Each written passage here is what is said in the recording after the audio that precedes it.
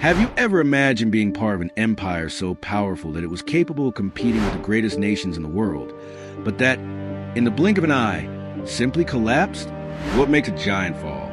Was it a strategic mistake, an invisible enemy, or a problem that was always there, but that few could see? The Soviet Union was one of the greatest social and economic experiments in history.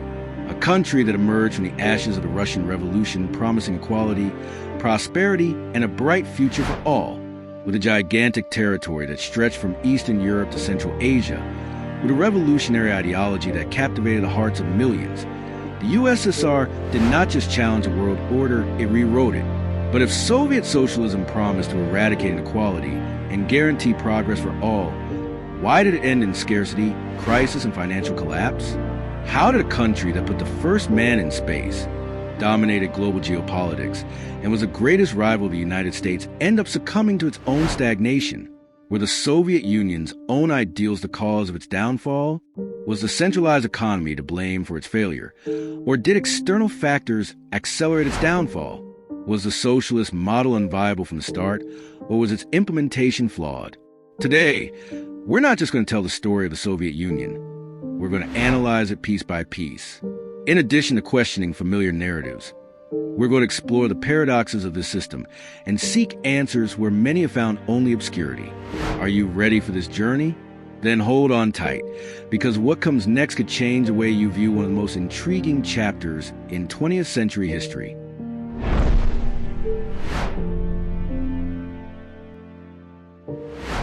To unravel the mysteries of the Soviet collapse, we must travel back in time, like historical archaeologists, and dig deep into the Russian past.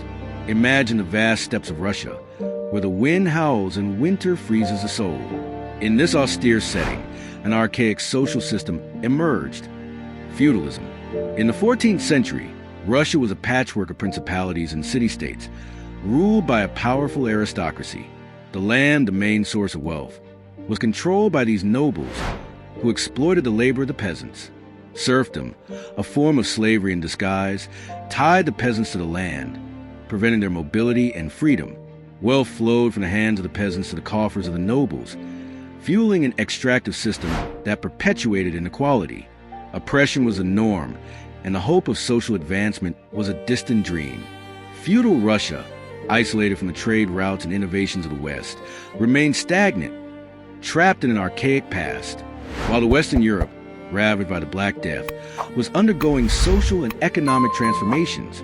Russia remained immune to change. The plague, which decimated populations and weakened feudal structures in the West, only intensified oppression in the East. The Russian nobles, fearing the loss of their power, tightened the siege on the peasants, consolidating serfdom and deepening poverty.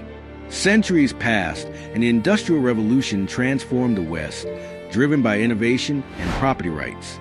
Tsarist Russia, however, resisted change, fearing the creative destruction that accompanied progress. The Tsars, clinging to absolute power, stifled individual initiative and impeded economic development. The result? An empire vast in scope but backward in development, a giant with feet of clay, ready to be shaken by the waves of revolution. Russia, with its oppressed population and stagnant economy, was a powder keg waiting to explode.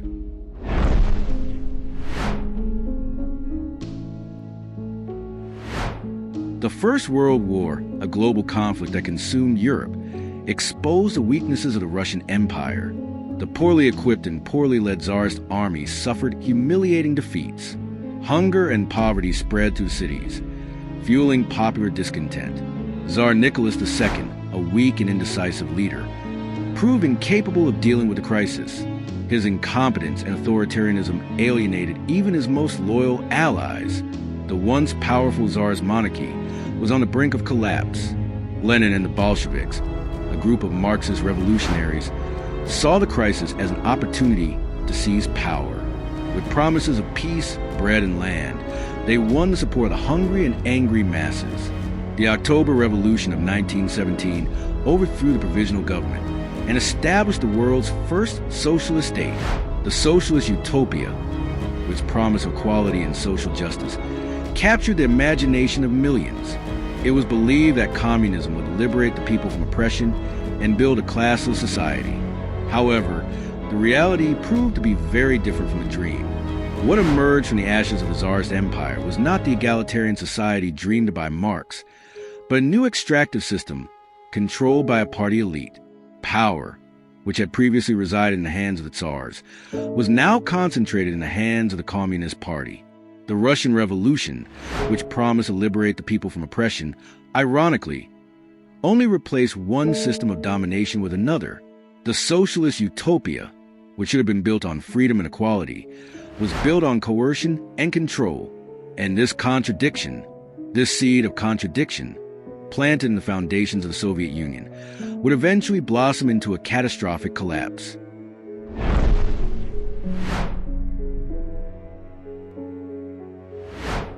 Lenin's death in 1924 paved the way for the rise of Joseph Stalin, a ruthless leader determined to transform the Soviet Union into a world-class industrial power.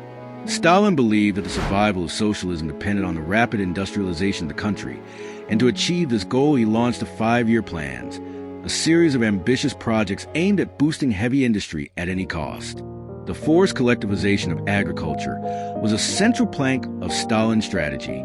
Millions of peasants were uprooted from their ancestral lands and forced to work on kolkhozes, collective farms, and sovkhozes, state farms, under state control. Resistance to collectivization was brutally suppressed, with millions of peasants deported, imprisoned, or executed. Collectivization caused unprecedented human and economic disaster. Agricultural production plummeted, resulting in widespread famine, especially in Ukraine, where millions died in the tragedy known as the Holodomor. Stalin's obsession with production targets led to disastrous agricultural practices, such as planting crops in unsuitable areas and the mass slaughter of livestock. The Stalinist era was marked by a culture of fear and paranoia, in which criticism of the regime was severely punished.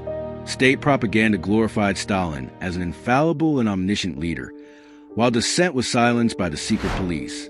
The obsession with production targets led to a do-or-die mentality, in which quality and efficiency were sacrificed for quantity. This mindset, this unbridled pursuit of results, sowed the seeds of future imbalances in the Soviet economy.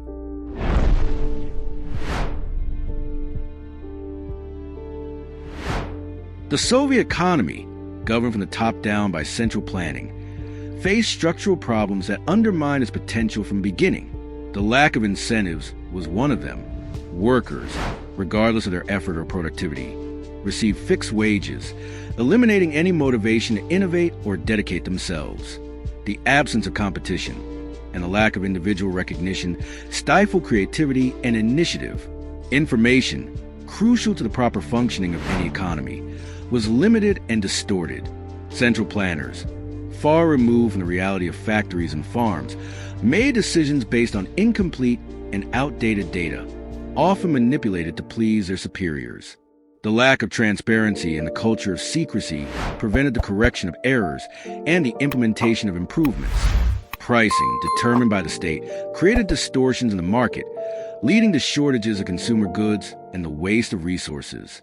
The prioritization of heavy industry over production of consumer goods resulted in empty shelves and long waiting lines. The population, frustrated by the lack of basic quality goods, lived in constant discontent. The pursuit of targets rather than efficiency resulted in overcrowded factories and low-quality products. Mass production, without concern for quality, produced effective and obsolete goods, which were often discarded or sold on the black market. The lack of competition and bureaucracy stifled innovation, preventing the economy from adapting to change and seeking creative solutions. These problems, these structural flaws, corroded the Soviet economy from within, paving the way for its eventual collapse. The lack of economic freedom, the absence of incentives, and the inefficiency of centralized planning created an unsustainable system, incapable of competing with the market economies of the West.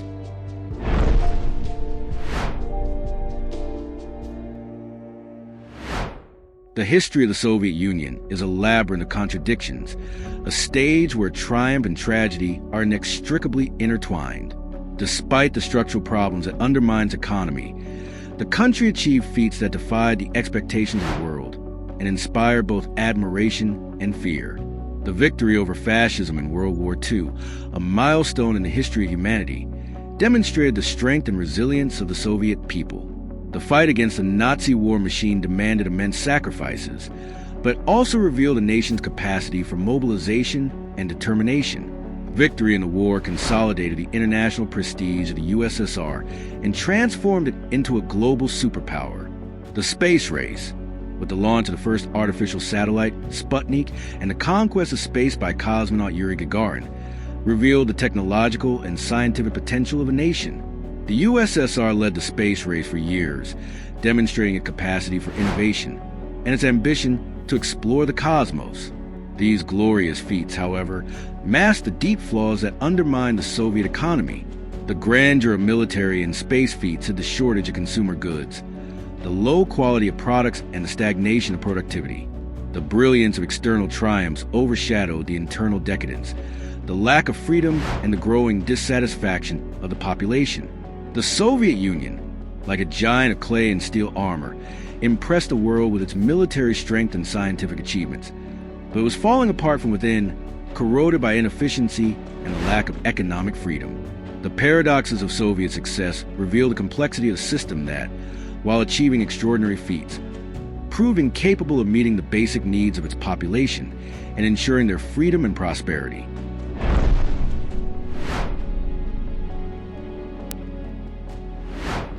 From the 1970s onwards, economic stagnation intensified in the Soviet Union, marking the beginning of the irreversible decline of the communist regime. The lack of consumer goods, widespread corruption, and the inefficiency of the system became unsustainable. The population, frustrated by the lack of prospects and growing inequality, lost faith in the communist ideal. The war in Afghanistan, which began in 1979, drained resources and exposed the weaknesses of the Soviet army. The conflict, which dragged on for a decade, undermined the morale of the population and accelerated the decline of the regime.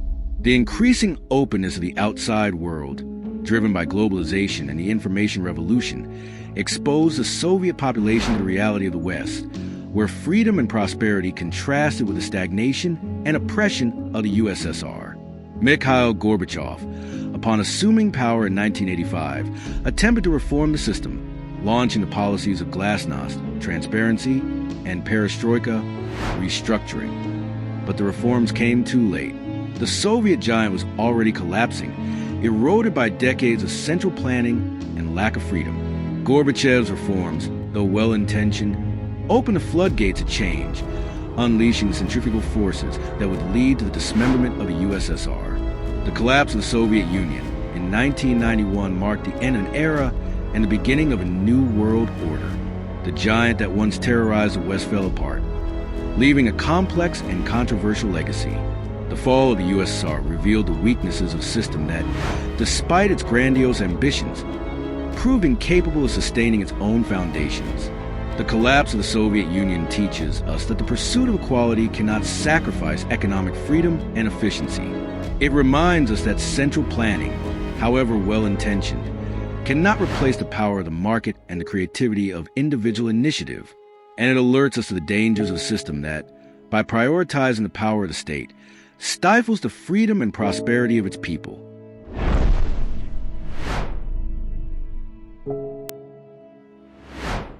The Soviet economy, a radical and complex experiment, left a legacy that resonates to this day.